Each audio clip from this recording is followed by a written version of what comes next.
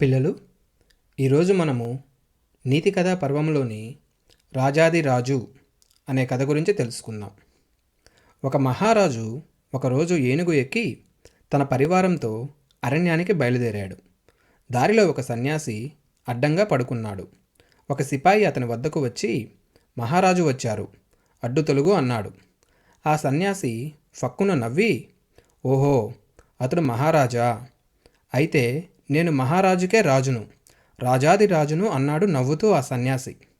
ఆ మాటలను విన్న మహారాజు, ఏమిటి ఈ పిచ్చివాడు ఇలా మాట్లాడుతున్నాడు అని మనసులో అనుకుని ఏనుగుపై నుండి దిగి సన్యాసు వద్దకు వచ్చి అహంకారంతో నడుంపై చేతులు వేసుకొని, నీవు మహారాజువైతే ఏది నీ దేశం, ఏది నీ రాజ్యం, ఎక్కడున్నది నీ ఖజానా, ఏది నీ సిపాయిలు, ఏది నీ పరివారం అని ప్రశ్నించాడు ఆ సన్యాసి.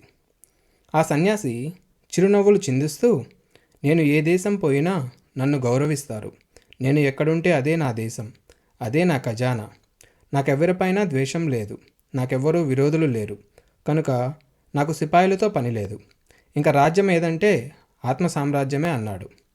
ఆ సన్యాసి రాజుకు జ్ఞానోదయమై సన్యాసికి సాష్టాంగ నమస్కారం చేశాడు. ఈ కథలోని నీతి, అహంకారం ఎంతటి వారికైనా తగదు.